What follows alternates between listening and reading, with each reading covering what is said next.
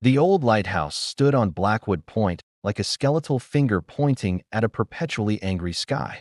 For a century, it had been the town's silent guardian, but now it was just a relic, its light long extinguished. My name is Leo, and I'm a paranormal investigator. Or at least, I was trying to be. The lighthouse, with its legend of the Weeping Keeper, was my ticket to legitimacy. The story goes that old man Hemlock, the last keeper, lost his daughter to the cruel sea one stormy night. Mad with grief, he threw himself from the top of the lighthouse, and his spirit has been trapped there ever since, his sobs echoing on the wind. Locals swore they still heard him, a mournful cry that chilled them to the bone. I arrived just as dusk was painting the horizon in shades of bruised purple and blood orange. The air was thick with the smell of salt and decay. With my EMF meter, a thermal camera, and a digital recorder, I felt like a modern-day ghostbuster. The heavy oak door groaned open under my shoulder, and a wave of cold, musty air washed over me. It was colder inside than out, a classic sign of a haunting. I started on the ground floor, a circular room filled with dust-caked crates and rotting fishing nets. My footsteps echoed unnervingly in the silence. "Mr. Hemlock?" I called out, my voice sounding small. "My name is Leo. I'm here to hear your story." Only the sigh of the wind through a cracked pane answered.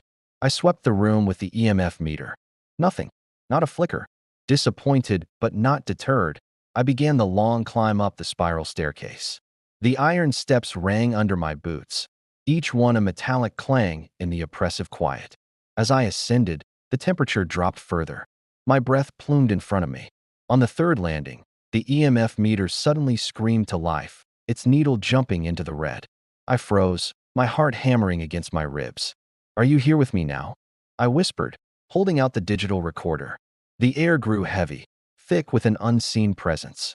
And then I heard it, a soft, guttural sound. It wasn't a sob. It was a growl. A low, menacing growl that seemed to vibrate through the very stone beneath my feet. This wasn't in the legends. The Weeping Keeper wasn't supposed to be aggressive. I aimed the thermal camera down the corridor leading from the landing. The screen flickered, and a shape began to form. It wasn't human. It was long, impossibly thin, with limbs that bent at unnatural angles. It scuttled across the floor, a nightmarish spider of shadow and bone, before vanishing into the darkness. Panic seized me. I scrambled backward, tripping on a step and crashing down hard. My equipment scattered across the floor. The growling grew louder, closer. I had to get out. I abandoned my gear and bolted, taking the stairs two at a time, my only thought to reach the exit. But as I reached the bottom, the heavy oak door slammed shut with a deafening boom. I was trapped. A chilling laugh, high and sharp, echoed from the top of the lighthouse. It wasn't the guttural growl from before. This was different. Human, but filled with a terrifying, unhinged glee. The stories were wrong. Everything was wrong. There was something else here, something far worse than a grieving father. Forced to go back up, I crept cautiously, my senses on high alert. The growling had stopped, replaced by an eerie silence. When I reached the third landing again, my thermal camera was where I'd dropped it. I picked it up, my hands trembling. The screen was blank. The entity was gone. But where?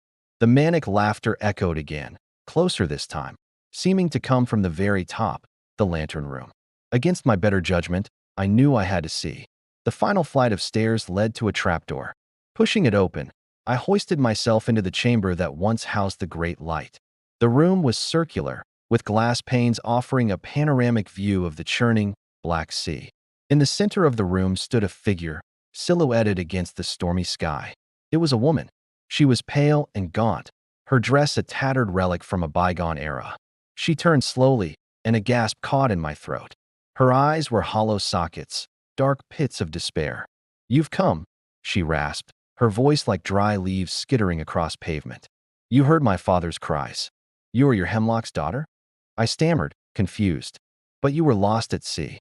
She let out that same chilling laugh. "Lost? Oh, I was lost. But not to the sea."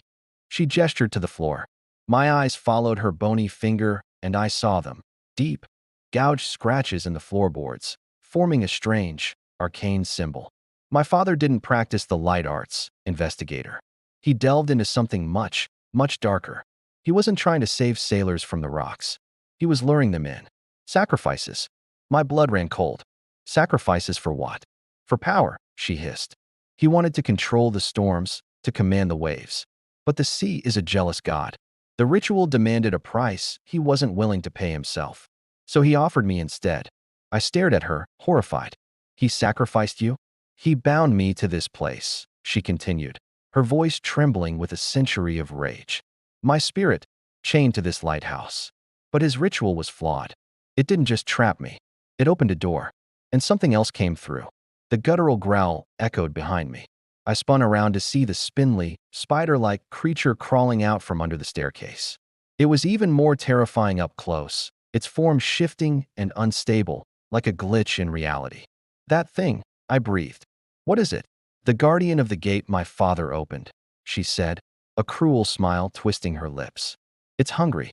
Always hungry. My father couldn't control it. It drove him mad. He didn't jump from this tower in grief. He jumped to escape it. This was the first twist. The Weeping Keeper wasn't weeping for his daughter. He was weeping in terror of what he had unleashed. His ghost wasn't haunting this place. It was fleeing it. The real haunting was his daughter and the monster she was bound to. For 100 years, I've been trapped here with it, she spat, luring people in with the legend my father created. The legend of the Weeping Keeper. People come seeking a ghost, and they find a monster. It feeds, and I get to watch. A fitting punishment for my father's sins, don't you think? The creature crept closer, its claws clicking on the iron floor. I was its next meal. My mind raced, searching for an escape that didn't exist. The door was locked. The windows were 100-foot drop to jagged rocks. Why are you telling me this? I asked, stalling for time. Her hollow eyes fixed on me. Because you are different. You aren't just a thrill seeker. You came to listen. You came for a story. She drifted towards the massive, broken lantern. My father's ritual bound me to this lighthouse.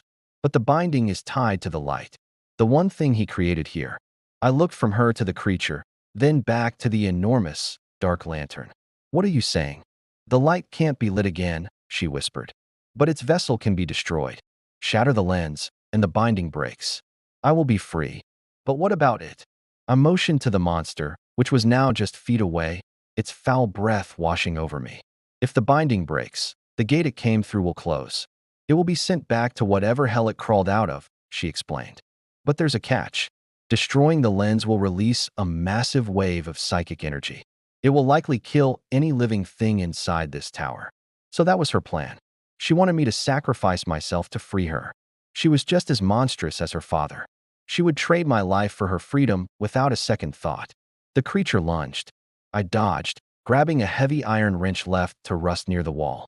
I swung it wildly, connecting with one of its spindly legs. It shrieked, an ear-splitting sound, and recoiled. Do it, the daughter screamed. Smash the lens. It's the only way. I looked at the giant, multifaceted glass lens. It was my death sentence. But it was also the only way to stop this thing. I thought about all the people who might come after me, drawn in by the same legend. They would all end up as food for this nightmare. My life, to save countless others. It was a terrible choice, but it was the right one. With a yell, I raised the wrench and charged toward the lantern. The creature lunged again, faster this time.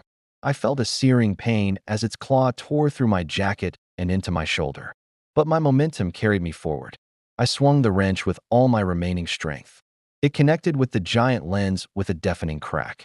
Fractures spread like lightning through the thick glass. I swung again and again. The creature was on me, its weight crushing, its claws tearing. But I kept swinging. With a final, explosive shatter, the entire lens disintegrated into a million glittering shards. A blinding white light erupted from the lantern's housing, throwing me and the creature back.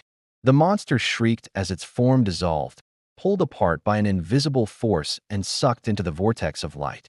Hemlock's daughter screamed too, but her scream was one of triumph, of release, as her spectral form faded into nothing. The light engulfed me. I closed my eyes, bracing for the end. I felt a tearing sensation, a feeling of being pulled apart and put back together. Then, darkness. I awoke to the smell of rain-soaked earth. I wasn't in the lighthouse. I was lying in a muddy field, miles from Blackwood Point. My shoulder throbbed, and my clothes were shredded, but I was alive. Somehow, I had survived. I stumbled to the nearest road and eventually found my way back to town. When I told the sheriff what happened, he looked at me like I was insane. He said I'd been missing for 3 days, and they'd found my car abandoned near the point. The lighthouse, he said, had collapsed during a freak storm the night I disappeared. It was just a pile of rubble now.